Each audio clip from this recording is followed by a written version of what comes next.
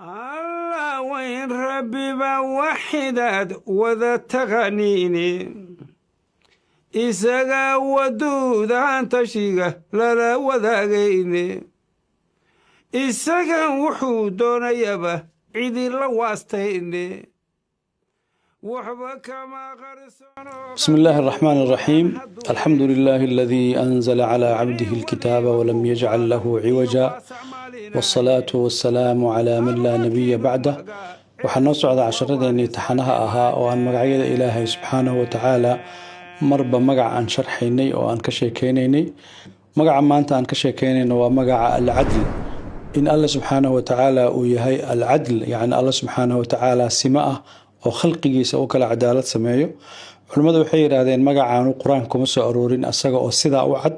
laakiin ayadoo laga fahmayo ama magacaas laga soo dhirin karo ayuu ku soo arooray watammat kalimatu rabbika sidqan wa adla ilaahi subhanahu wa ta'ala marka cadaaladda uu ku tilmaaman yahay waxa kamida in khalqigiisa uu diiday inay isdulmiyaan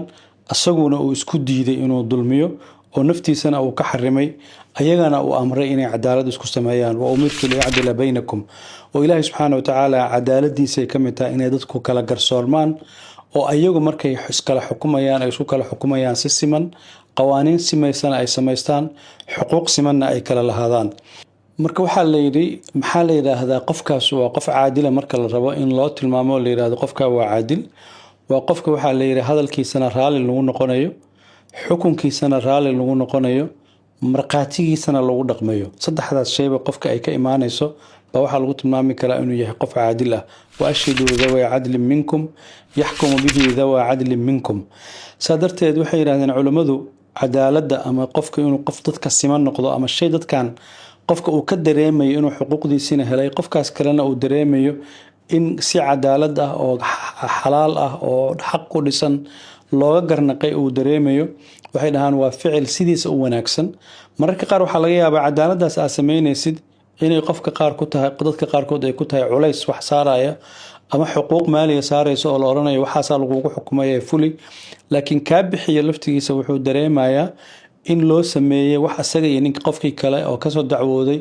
simaya oo cadaalad u noqonaya kan qaatayna wuxuu dareemayaa asagana wax la siiyay wax xaq u lahaa oo loo xukumay inay tahay mararka qaarna cadaaladdu waxay keenaysaa in wuxuu si miisaan la ay ku noqdaan miisaankaas wuxuu ka yimaadaa bay yiraahdeen culimadu in marka hore waxa lagu heshiiyay ay jiraan waxa lagu heshiiyayna waxa lagu gaari karaa inay hore u jireen wax lagu tashtay sida darteed dadku markay rabaan inay wax ku heshiiyaan waa inay ka tashtaan markay tashtaan oo ay heshiiyaan waxaas ay ku heshiiyeen waa in la fuliyo oo sida loogu heshiiyay loogu dhaqmo waxa la mid ah shuruucda dadku ay xeer beegti ahaan intay u sameysteen oo ay cid u xil saarteen ka bacdina ayagii afti looga qaaday ayagii la weydiiyay ayagina ay aqbaleen marka qof kasta wuxuu ku qasban yahay inuu ku dhaqmo waxa taa u dhow la macna ah hadii umadu intay meel fariisato dastuurkii ayagu isku maamuli lahaayeen iyo xeerkii ayagu isku kala dhaqi lahaayeen ay markii hore qorteen ayagoo waafajinaya shariicada islaamka iyo waxa ilaahay raali ka yahay waxa markii la qoray ka bacdina hay'adihii loogu talagalay la tusiyay ay falanqeeyeen ay fiiriyeen ka bacdina ummadii loo bandhigay ummadiina ay afti u qaaday ay u codeysay ay aqbashay wixii maalinta ka dambeeyay ilaa xeerkaas xeer ka cusub oo maraaxishii iyo heerarkii uu soo maray kii ka horeeyay la marsiyo wax ka duwan la keenayo waxa lagu khasban yahay qof kasta oo yimaado inuu xeerka ilaaliyo waana tan keenaysa hadii qof xaakima meel loo dhiibo oo xukun farta laga saaro hadii garsoore uu yahay oo hay'adihii garsoorka uu ka shaqeynayana waxa la rabaa inuusan maskaxdiisa ka alifin oo soo oranin saas baan u arkaa ama saasaan qabaa xeerkii lagu heshiiyay inuu ku dhaqmo hadii qofkan xukun loo doortay ama xil loo dhiibayna asagana waxa laga rabaa inuusan ka dhex bixin xeendamkii dadka ay ku heshiiyeen sida darteed adiga aqligaaga iyo adiga garashadaada cadaalad ma noqonayso waxa cadaalad noqonayo waxa weeye oo dadkuna ku simaayaan waxa ay isku waafaqeen markii hore ay isku garteen ayadoo laga soo ambaqaadaya waxa la leeyahay wixii dadka muslimiinta ah asalkoodii diintoodii fitradoodii ay raali ka tahay laakiin waxa qasab qofka hogaamiyaha ummadda u noqonayo inuu ilaaliyo waxa dadkan simaya ay markii hore isku afgarteen cadaaladda marka waxa la rabaa inay meel kala duwan gasho marka koowaad waxa la rabaa inay gasho bulshada dhexdeeda oo bulshada waxay u galaysaa sida ay ummad ahaan u jiraan waxa ay cadaaladda u wada yaqaanaan in la wada ilaaliyo waxa dalkooda cadaaladda u noqonaya in la wada ilaaliyo, waxa qiyamta u noqonaya qoys ahaan in la wada ilaaliyo, waxa u noqonaya bulsho ahaan inay ayagu dhexdooda noqdaan bulsho caafimaad qabta oo gardarrada ka caafimaad qabta, oo inay ayagu isdulmiyaan ka caafimaad qabta, oo ka caafimaad qabta inay usra ahaan u burburaan ama qoys ahaan ay u burburaan. waa in qofku u taagan yahay qayb ka mid a bulshadii maadaama aad tahay, waa inaa ilaalisaa cadaaladii guud ee bulshada. waxaa kaloo waajib kuga inaa ilaaliso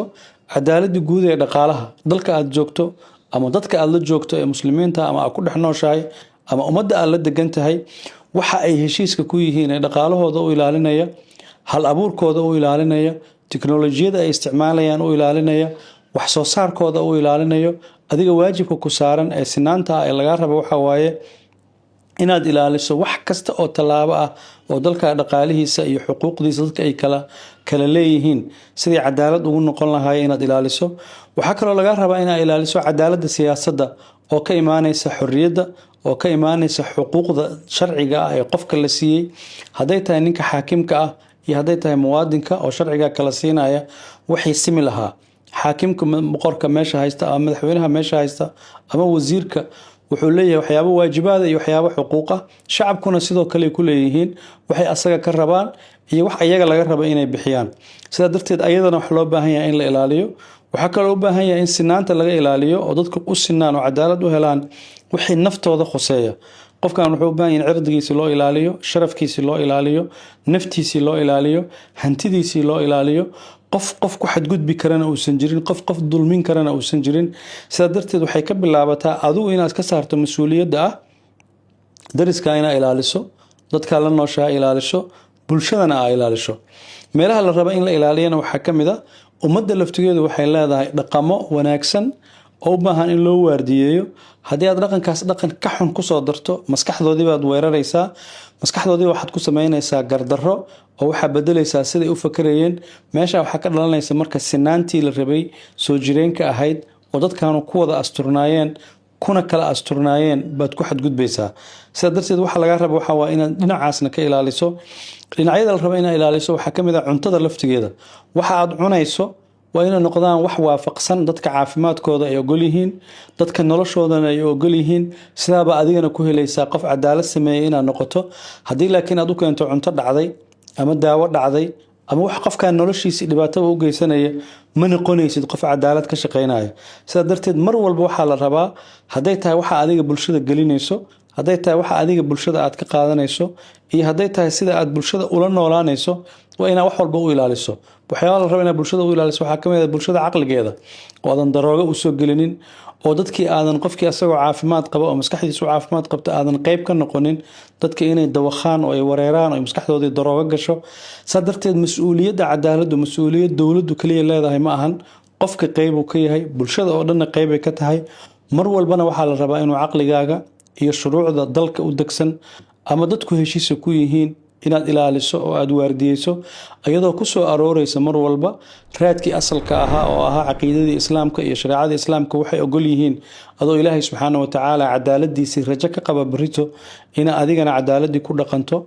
bulshadana aa kula dhaqanto. والله تعالى أعلم، والسلام عليكم ورحمة الله وبركاته. وحداد وذا تغنيني إساقا ودودا تشيغا للا وذاقيني إساقا وحودون يبا عيدي لواستيني وحبا كما غرسونو قلبيقو وهان هدو يشو وحي وليبا وواضح إيو واسع ماليناهي الوكيل مغا عيسو ووارسان دمانا